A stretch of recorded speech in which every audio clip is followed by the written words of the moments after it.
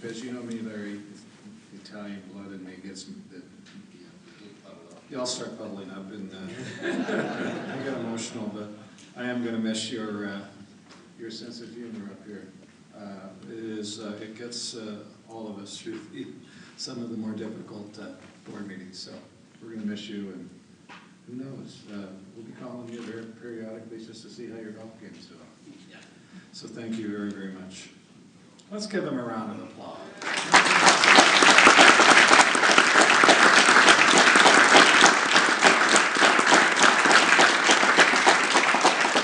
All right, there are no further comments by members of the board. Plus, I do want to tell you that we don't have any comments on the budget, other than the governor has told the legislature to man up. I'm not sure what he means there. But they are not willing to make any cuts in state government, it appears, so there's going to be some issues, I'm sure, as the May revise comes around. With that, I'm going to go into additions, amendments, and deletions to our agenda. Madam Clerk. Good morning, Supervisors. Additions are items 2.6, 3.32 through 3.37. Deletions of item 3.31. Item 3.37 is a correction. Please note that the funding source is not CID funded, but a distribution of the donations for Take a Bite Out of Hunger. Continue item 9.2 to May 15, 2012. That's it. Thank you. Thank you, Sherry. All right, with those amendments, I'll move approval of the admin action calendar 1-1 through 1-3, and the consent calendar 2-1 through 2-6. Second. Mr. Chair. Motion and a second. Please, Chair. Mr. Chair. I'm sorry. I think I'm sorry. Okay. 2.2, is that third district, not first district, I assume? I just want to clarify that. Yeah, that's got to be third. Okay, so with that correction. Correction, please. Thank you. With that correction noted, please vote. Motion is unanimous. Taking us to our policy calendar, I do have public speakers on items 3.4, 3.11, 3.22, 3.24, 3.26, and 9.3, but we'll worry about that later. Okay, any others to be pulled by members of the board? How about item 3.28? I think we should have a presentation by our Human Resource Director on item 3.28. So I'll pull that. Supervisor Benoit. Let's see, 3.30. 3.30. Okay. Any others? All right, since there are no others. Hey, Mr. Chair. Yeah. Let's pull 3.2. Wait, we already did 3.25. Is it all right? No, not yet. Okay, let's You want to pull that? Just a comment, we don't take these out. 3/19/2021, getting the I-215 Van Buren interchange underway is taking some really extra work, particularly to make sure the redevelopment funding was advanced. But there's been a lot of important advance work on this, and it's great to see this project underway, I guess, in a month or so. So big addition to Riverside County infrastructure and to our so far very successful efforts to attract jobs to this area. And I'd like to comment too, this cleared the approval of the Oversight Committee, and also it cleared through the Finance Department of the state. They all realized the vital importance of this project and it fit within the redevelopment area guidelines. And this is a tremendous, very important, it might be the most important interchange out there right now that we're working on. I'd also like to comment, I'm going to vote no on item 3.3 is no vote. I don't think it's necessary, and a lot of folks are having troubles right now, and I don't want to cause somebody a problem that's struggling business or homeowner out there. So I don't think we need that. I'm going to vote. Just give me a no vote on did you wish to talk about 3.3 or just, no? Mr. Chair, we had an issue at a previous board meeting when somebody was trying to entitle property that had significant arrears of property taxes, and I believe that when you come to the county for a discretionary permit, I believe your obligation to the taxpayer should be that your property taxes are current. This is just going to modify the comments that were made at that meeting.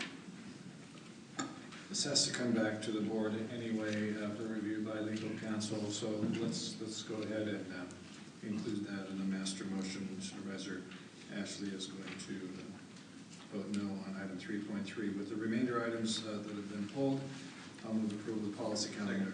Yeah, the entire policy calendar. There's a waiver of the reading. Yes.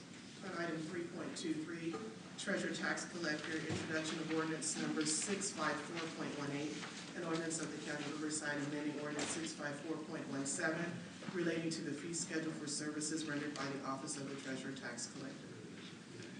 Okay.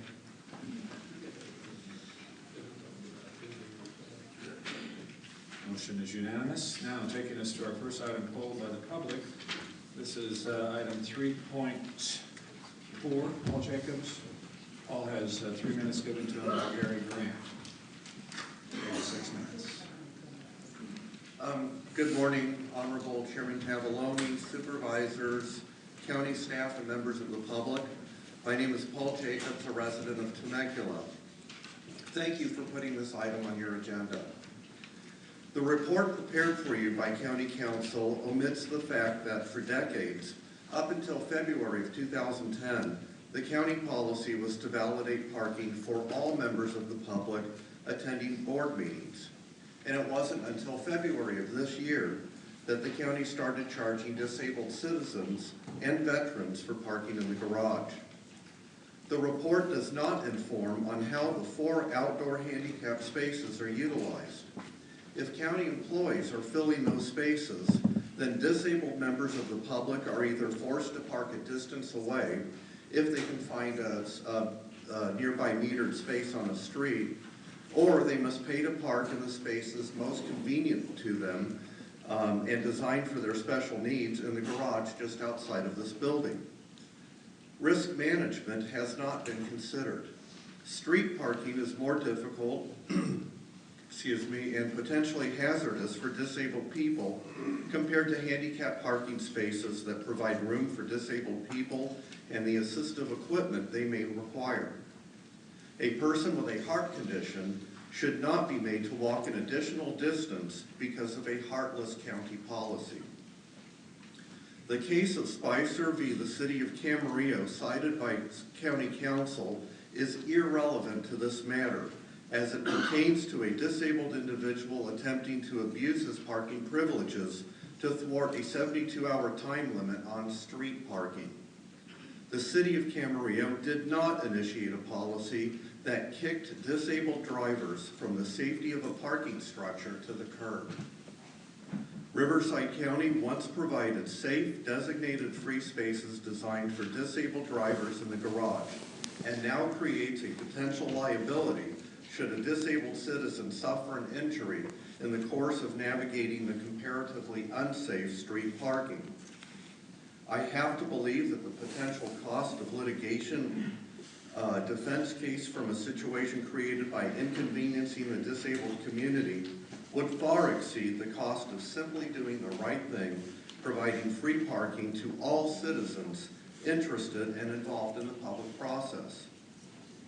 The changed parking policy is an impediment to public access and a takeaway of free and open access to government the county once provided. The new policy may be legal, but it is shameful. As your report notes, from a quote-unquote small sampling of other jurisdictions, some municipalities do charge for parking, but there are many others that provide free or discounted parking rates for the disabled. Some jurisdictions provide free parking for the first couple of hours, but since Riverside County policy places public comments at the end of your morning session, citizens are your captive audience for more than 2 hours. I understand the budget difficulties the county faces, but parking revenue from the few citizens attending public meetings is a mere pittance. An analysis of parking usage and fiscal revenue is lacking in the staff report. That is information that should be made available to you and the public to make an informed decision. The county supports fast-tracking projects and reduces fees for developers. Surely, the county is able to provide a much smaller subsidy to the public, the disabled community, in the interest of open government. I humbly ask that you not just receive and file this report, but to reverse policies that act as a hindrance between the people and their government. If you will not immediately remove this hardship on the public process, then please come back with a more detailed report justifying parking fees inflicted upon the able-bodied and disabled citizens and veterans participating in our government. Supervisors, you are the elected representatives of we the people. You are well compensated for your service.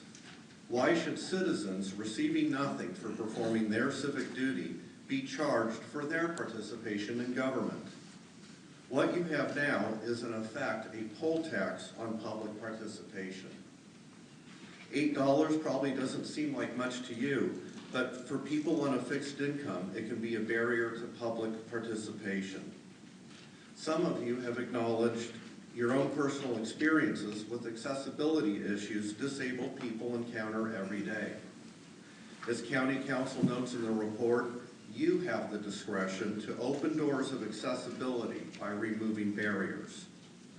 In the spirit of Ronald Reagan, I ask you to tear down this economic wall that stands between the people and their government. Please validate parking for democracy. Thank you. Okay, thank you, Paul. There are no applause allowed in the boardroom, but we appreciate your enthusiasm. Any comments by members of the board on item 3.3? Supervisor Benoit, I see your name. Thank you. I'm still relatively new to the board. I don't know when the policy was last reviewed or if we had a different policy at some point. But after looking at the report from County Council, I do believe there's a possibility that we could do a better job of accommodating the disabled. They have a particular problem with parking a little further away. There is some free parking available in the vicinity, but not real close. But for those who are disabled, I would like to figure out, is there a way that we could do a better job? And what I was thinking is, I think we have a possibility that in some cases we use a stamp or something to indicate that someone has been on official business and been in the building. I think they use it for electeds that come into town for other meetings and so forth. Could we have a policy that if a person is disabled and has made a public presentation, that we could give them a validation for their parking? It is not required by law, and we clearly see that in the analysis, but in a sense of trying to make access available to the handicapped particularly. For those numbers, I think they'd be very reasonable that the county could bear that cost. Okay, Supervisor Ashley, good suggestion, Supervisor Renee. I agree with much or most of everything that Supervisor Benoit said. I think that disabled should be able to park free. There's not enough space out there in the free area. They should be able to overflow into the garage or whatever parking facility we have free. Now, I know probably how process you monitor that, it's fine with me, but, they have the disabled stick. They ought to be able to just go right on there and park and show that, let them in. And out. They shouldn't have to run up and get a stamp or anything. Shouldn't have to speak at the meeting. If they're coming here for any kind of business at all, disabled, should park free. I would agree, Supervisor Ashley and Benoit, and we just do it for free. But Supervisor Stone, do you have comments? Mr. Chair, I agree with all the comments, and I was just going to suggest we have 4 handicap spaces in the front of the CAC, I understand. Why don't we just make it 8? Let's just go in there and strike 4 more. And let's see if we need more in the future. If we need more, we'll strike more. That way we eliminate the problem. They've got a handicap placard, which gives them free parking anywhere, as long as it's not, well, even in the county structure, but if that still is not enough capacity, we'll revisit it again. But I'm hearing that we don't have enough capacity, so we just increase it. But, you know, if I could make a comment on that, the parking lot out front is a 2-hour parking facility with a limited number of slots that fill up pretty quickly. I think we need to look at how many of those on a daily basis are actually, the handicap slots are filled. There's a lot of people that need to come into the building to take a short transaction of some kind or another, and I would really not want to limit any more than it already limited their ability to use that 2-hour parking. Particularly if, in doing so, we'd have maybe 2 or 4 or 6 slots empty most of the time. And add more spaces in the structure. Yeah, well, allowing the... Close accessibility to the elevators and to the county administration building. Or allowing handicap to park in the structure, period. Yeah, which I think is the best suggestion. If that board's willing to go along with that, I would make that as a motion. Okay. We have one further comment, Supervisor Buster. And then No, let's go second. monitoring what's actually happening out there. I mean, I've read a series of articles, I don't know if it's the case all throughout Southern California, but in Los Angeles, widespread abuse of the handicap placards. They trade them among themselves, they find people are just massive abuse of the whole thing. So, and then handicap doesn't necessarily mean indigent. So, so let's be realistic here. These are tough times, and this money comes directly out of the general fund from what we're told. So I think people doing business here ought to have some kind of a adequate parking, and certainly the handicap should be ample spaces as close as possible and as easy of access to this building. But the charges that take place there, that's something different. That doesn't fall in the same category to me. And the way we handle those that come here to speak in public session time, should that be any different than all the others that show up for agenda items that sometimes have to wait long periods of time? So, and there's a lot of other people that don't come into this auditorium but are doing business throughout the offices here in the entire CEC complex that have to wait sometimes at long lines at certain times of the year to have their business attended to. So there are a number of interlocking issues here that are not simple to resolve, that we need to be fair to all concerned. But it seems to me you're injecting a whole new additional cost that you haven't considered here. That's the cost of additional enforcement to check people to make sure that they're actually not abusing the handicapped spaces or the free spaces here. And let's get some reading of just how full these spaces are. Let's check them out and make sure that folks are actually handicapped. Let's do all that we can to make them easily accessible for truly handicapped folks to get him into this building. But I think there's some directions that we've taken here that are taken out of misplaced sympathy. And I have sympathy for all those that try to deal with bureaucracies and to park in downtown Riverside. But this county has to be very careful about the precedents it sets in the parking area. Okay, all good comments. We do have a motion by Supervisor Benoit. If you would repeat your motion, Supervisor Benoit, then I'll second it. Well, I don't disagree with the comments from Supervisor Buster, but I think that policing it, whether we police what we have already or police the few that would use the building, is the same issue. And my motion was that we allow those with bona fide handicap sticker or credentials to park in the parking structure at no charge. All right, I'll second your motion. We do have comments by council. The bona fide credentials would be the placard or the license plate that is provided for in the vehicle code. That's for right. disabled. Okay, motion and a second. Could we have some kind of monitoring of this for a while so we can get a report back at least?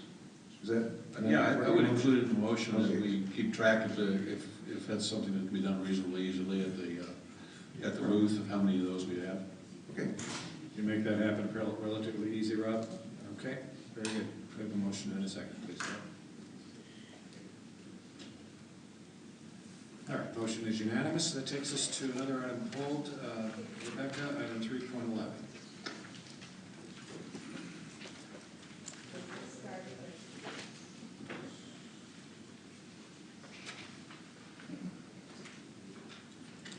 That's an interesting question, effective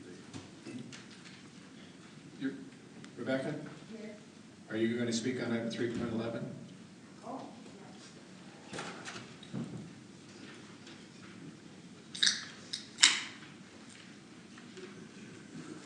Sorry, I thought you were still talking about the other. Good morning. I noticed that on this agenda item, it's authorization to accept the donation of one fire engine from the city of Norco for you on District 2. I'd like to know where that's going to go. They took a fire engine away from the Rubidoux station. Is it possible that we're going to get that back? Well, actually, it's very clear if you read the item. The Riverside County Fire has taken over the contract on behalf of the city of Norco. City of Norco had their own fire department, decided to give up their fire department, turn the contract over to the county of Riverside, and through that contract, decided to donate or transfer that fire truck that they had owned by the city of Norco over to the Riverside County Fire Department. Oh, well, I'm only going by what's here. And And it doesn't give all that much of an explanation, it just said it was donated by the city of Norco, period. So I was just asking. That's why we have computers in the library, so that you can check out these. Quit being so sarcastic. Now, I'm just telling you what's here. All right. Thank you. Thank you, Rebecca. I'll approve of item 3.11. A motion and a second, please vote.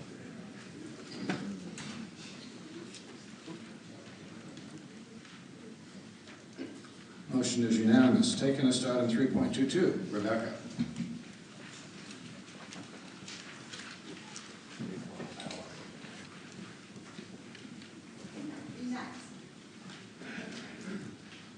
Good morning again. On this one, I just wanted to know where can someone obtain how much the maintenance is going to be required to maintain this. I did read in the notebook, but it did not give you a dollar estimate as to how much it's going to cost to maintain. We can provide that information for you from Department of Transportation if you'd like. Okay, thank you. That was very nice. You're very welcome. Thank you. I'll move approval of item 3.22. A motion and a second, please vote. All right. Motion is unanimous. Taking this to item 3.24. Rebecca. I only call the names. You wrote down the requests. Be nice, Mr. I'm being Tavaglione. nice. I'm gonna have Okay. Yeah, well, you may not be by the time I get done with public comments. Good. Okay. On this one here, now, I have to go to transportation for the other item, but on this item here, where can I go? Where is the property? I need to find out where this property is located that got defaulted. Treasurer and Tax Collector's Office. I think they're on the 4th floor. 4th floor, okay. Thanks. All right, you're welcome.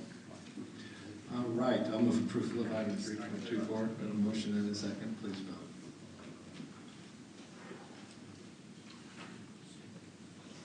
Supervisor Buster. Oh.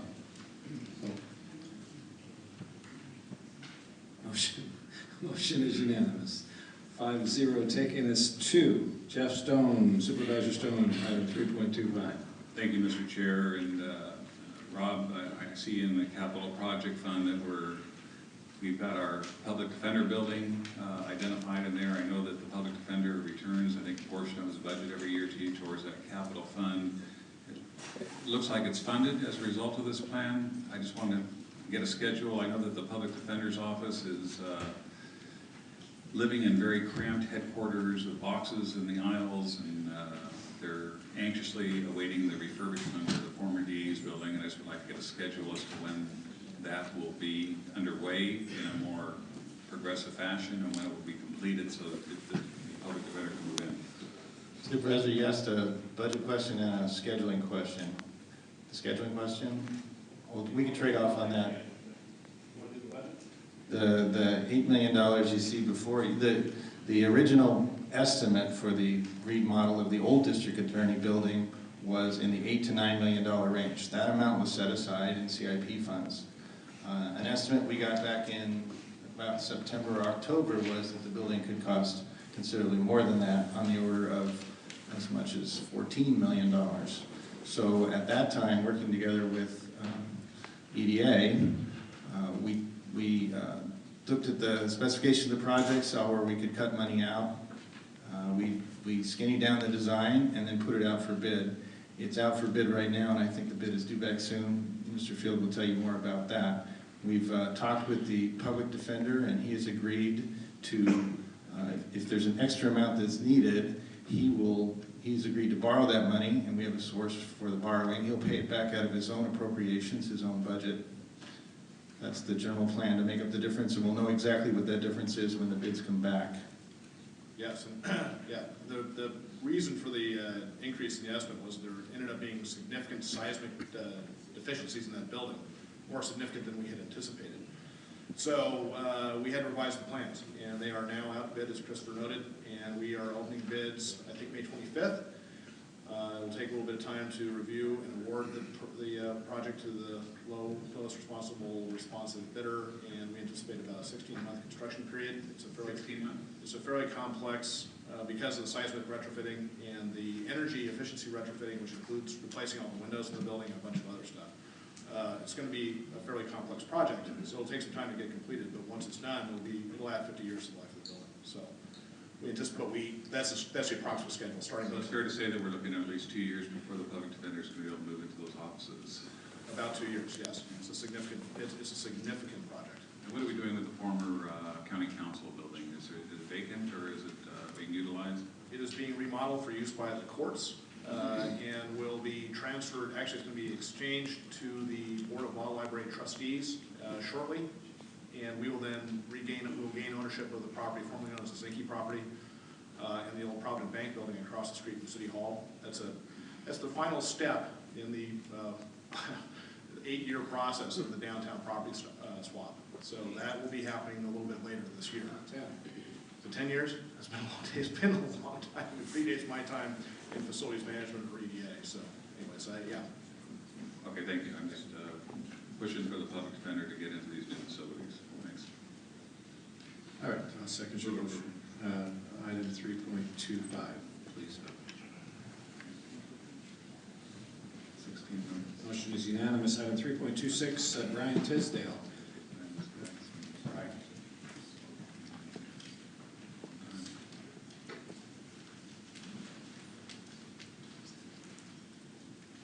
Good morning, Chairman, members of the board. My name is Brian Tisdale, I'm the Mayor of Lake Elsinore, and I want to talk about item 3.26. I support the use of First District Community Designation Funds for the City of Lake Elsinore Lake Patrol. So some folks might wonder, why are we giving Lake Elsinore money for the Lake Patrol? Well, Lake Elsinore is the largest freshwater lake in Southern California with roughly a surface of 3,000 acres. The city controls the water, but the county has about a third of the area in an unincorporated area of Lakeland Village. So boats are both launched from the county and the city. Our Lake Patrol started April 7th and will run through early September. It's run expertly by the Sheriff's Department. I want to thank the Sheriff for doing so. I want to thank Supervisor Buster for recognizing the county's role in supporting the city of Lake Elsinore and making sure everyone that uses the lake has a safe boating season for 2012. And for those of you that don't get a chance to visit Lake Elsinore, I just want to remind you that we have everything in Lake Elsinore: baseball, the California Champion Storms, boating, motocross, and skydiving. So, thank you, Supervisors. Thanks, Anybody Mayor. who gets into a perfectly good plane and jumps out of it is crazy. Supervisor Buster. And the mayor didn't disclose that he's also a county employee, so we appreciate that. Thanks, Brian. All right, Supervisor Buster. No, I'm happy to help, and it does really, it's really important. A lot of people get out there and we want them to have a good time, but there are a lot of occasions there's hazards out there, there's all kinds of all kinds of issues that are unique to the Lake Elsinore area because of the lake and what an important resource it is. So, and the sheriff does a great job. And I mean, it's kind of a unique thing. Short of having a harbor to patrol, this is the most aquatic. I think that of course you go out in the Colorado River too, I guess, on occasion. But this is a really important thing for the particularly economic and recreational quality of life of the entire area. So move approval. Second your motion, please vote. Item 3.26. Motion is unanimous. Taking us to item 3.28, Ms. Olivier.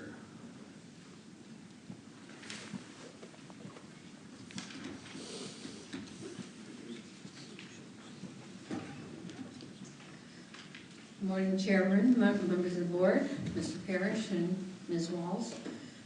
The item before you today is the proposed salary and benefit package for our new CEO. And by law, this must be discussed in public session. So I'm here to answer any questions, but I'm recommending a 15% increase in salary for Mr. Orr. And as your board has indicated in the past, a benefits package that will keep him in about a median of the county executives of the 9 counties that we tend to compare our salaries with. I'm happy to answer any questions you might have. Barbara, the 15% is an increase, when you say an increase from his current as assistant? From his current salary as an assistant. It is actually the same salary as Mr. Luna previously received. The only difference in the package is, again, with the 3 years of no salary increases in this county, we have fallen behind the other CEO package compensation, total compensation. So I'm recommending deferred compensation in the amount of $650 per biweekly pay period. All right, thank you, Barbara. Supervisor Buster. Yeah, Barbara, thanks for your work here. How does compensation change for this job classification? I'm sorry, I'm not sure. How does it change? How does it change? What happens? What's the range involved here? If there are other issues that come up? Okay. The CEO salary is a flat dollar amount, so it changes when your board determines it to change. And in addition, our management resolution currently holds that any cost of living adjustments, which many of us have forgotten what those are, would also, that are given to management, would also apply to this salary range. I don't like to talk about departures because we're glad to have the new person coming in here and want to give him the greatest amount of incentive to stay on. But what are the severance provisions for this job?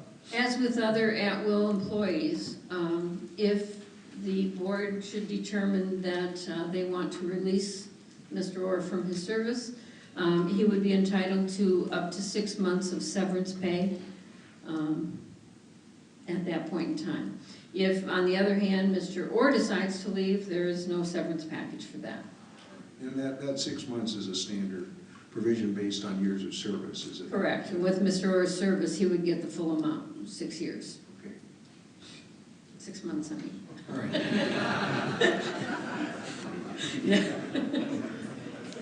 All right, there are no further questions by members of the board, so seeing none, I'm going to move approval of item 3.28. Second. A motion and a second. Please vote. Mr. Orr, welcome aboard. Now you're going to do a great job.